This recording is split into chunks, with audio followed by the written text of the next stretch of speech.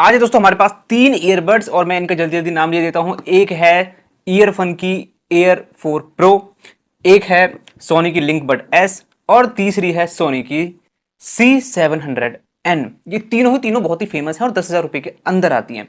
मैं इन तीनों को बहुत टाइम से यूज कर रहा हूं। इनफैक्ट C700N को तो पिछले 1 साल से यूज कर रहा हूं और लिंकबड एस जो है उसको भी 3-4 महीने से यूज कर रहा हूं। सबसे लेटेस्ट जो मैंने सुनी वो है ईयरफोन, जो मैं लगभग 15-20 दिनों से लगातार यूज कर रहा हूं। और जब मैंने इनको एक के बाद एक स्विच किया ना, तो मेरे एक्सपीरियंस बड़े कमाल के थे।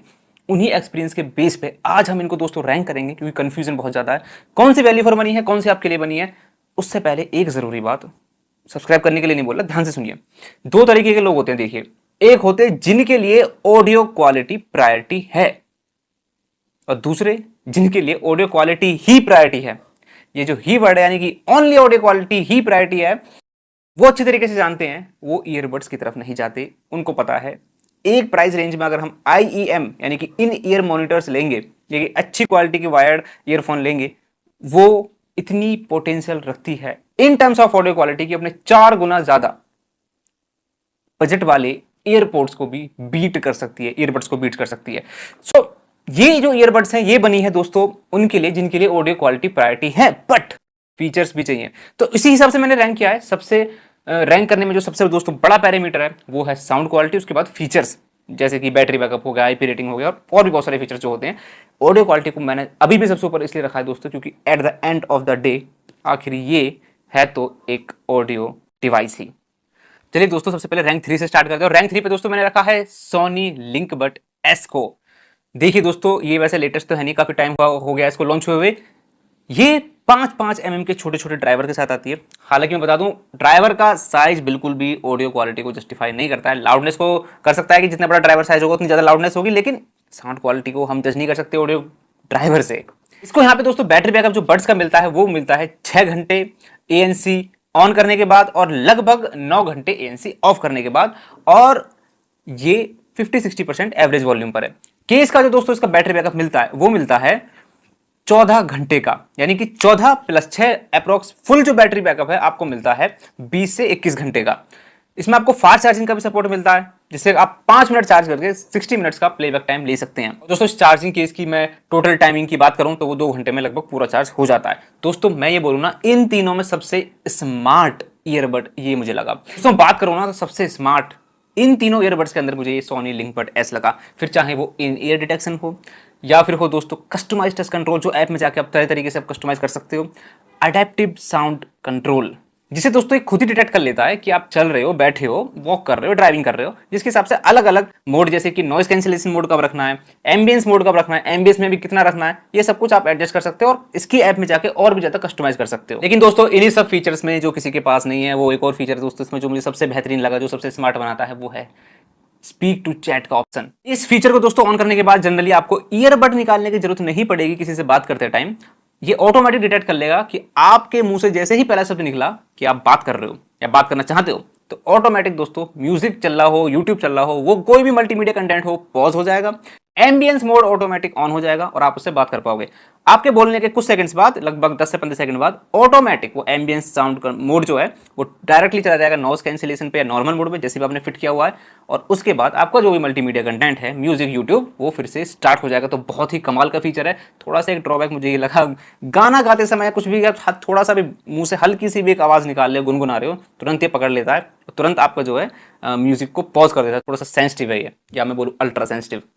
दूसरा फीचर दोस्तों मुझे सबसे बेस्ट लगा तीनों ईयरफोन्स में। आप बोलोगे बेस्ट बेस्ट बोले जा रहा है यार कि भाई फिर भी रैंक 3 पे रखा हुआ है, तसल्ली रखो, थोड़ा सा बताऊंगा।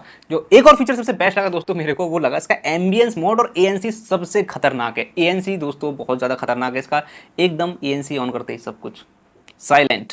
तो तीनों में सबसे बेस्ट ANC है, एम्बियंस में इसका बोलूंगा।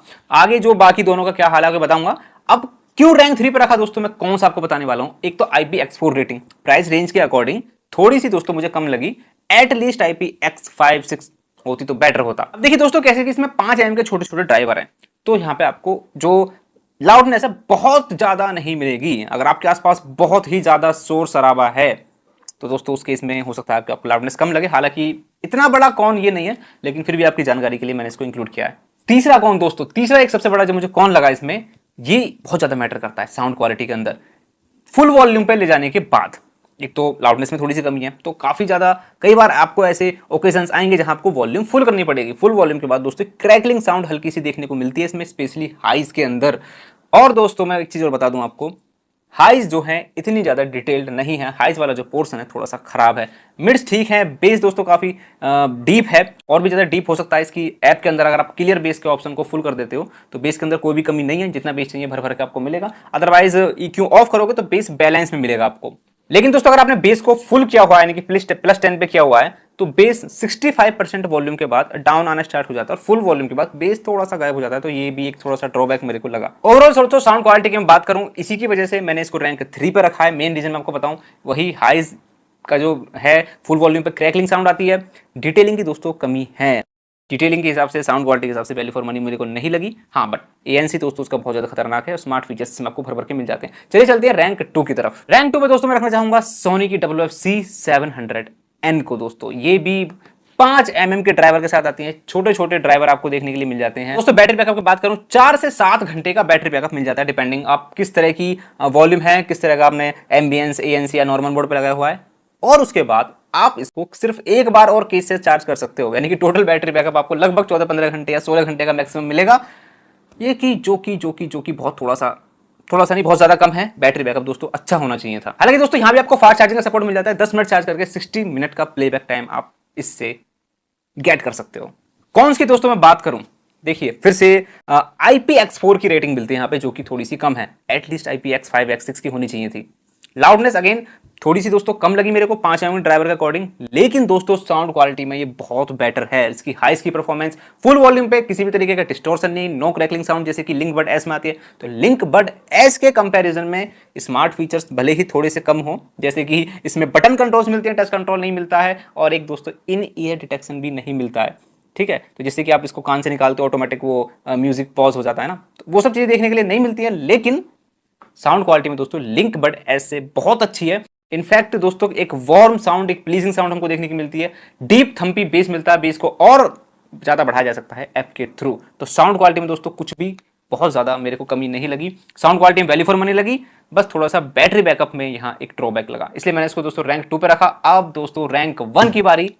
अब आप गैस कर चुके होंगे रैंक 1 कौन है, लेकिन फन एयर 4 प्रो। लेकिन दोस्तों अब मैंने इसको रैंक 1 पे क्यों रखा है, अब आप जरा लिस्ट बनाते जाइए। तो रैंक 1 पे रखने के मल्टीपल रीजन। सबसे पहला रीजन है दोस्तों बैटरी बैकअप। में ईयरबड के अंदर बैटरी बैकअप जो आपको मिलता है अप टू 11 घंटे तक का बैटरी बैकअप मिलता है, डिपेंडिंग अपॉन ANC ऑन है, ऑफ है, और किस वॉल्यूम पे आप सुनते हो। और उसके बाद भी दोस्तों 41 घंटे का और बैटरी बैकअप आप केस के थ्रू ले सकते हो, यानी कि 52 आवर्स का battery backup, up to 52 hours. बहुत बड़ा बैटरी बैकअप है दोस्तों, ऐसा ही होना चाहिए, इतनी हम उम्मीद कर सकते हैं इस प्राइस पॉइंट में। इतना बड़ा बैटरी बैकअप देखने की मिलता है। तीनों में सबसे बेस्ट बैटरी बैकअप है दोस्तों इसका। इसमें दोस्तों आपको फास्ट चार्जिंग का भी सपोर्ट मिलता है। 10 मिनट चार्ज करके 2 घंटे तक का बैटरी बैकअप ले सकते हो। इसमें आपको IPX5, जो कि मैं बोलूंगा कि कंपैरिजन थोड़ी सी बेटर IP रेटिंग है, आपको देखने के लिए मिलती है। यहाँ आपको दोस्तों 10 mm के बड़े बड़े ड्राइवर मिलते हैं, वहां आपको 5 के मिले थे, यहाँ साइड डबल हो गया है। 10 mm के बड़े बड़े ड्राइवर्स आपको यहाँ देखने के लिए मिलते हैं। ANC एम्बियंस मोड दोस्तों इसका लिंक बड एस से थोड़ा सा कमजोर है, लेकिन WF-C700N से बहुत सही है, क्योंकि दोस्तों इस ईयरबड का यानी कि C700N का जो नॉइस कैंसिलेशन और एम्बियंस है, इन तीनों में सबसे घटिया है, सबसे खराब लगा मेरे को। तो इससे तो ईयरफोन का बहुत बेटर है, लेकिन लिंक बड एस से थोड़ा सा कमजोर रह गया। ऐसा बोल सकते हैं कि 19-20 का डिफरेंस है। तो अगर मैं 19 बोलूं ईयरफोन को, तो 20 हो जाएगा आपका सोनी लिंक बड एस। तो साउंड क्वालिटी की बात करते हैं, इस तीनों में सबसे ज्यादा लाउड है। अगेन जिसके बता चुका हूं, 10 mm के आपको बड़े बड़े ड्राइवर्स मिल जाते हैं। इन तीनों ही ईयरबड्स में सबसे नेचुरल, सबसे वेल बैलेंस साउंड जो प्रोड्यूस करता है वो ईयरफोन एयर प्रो 4।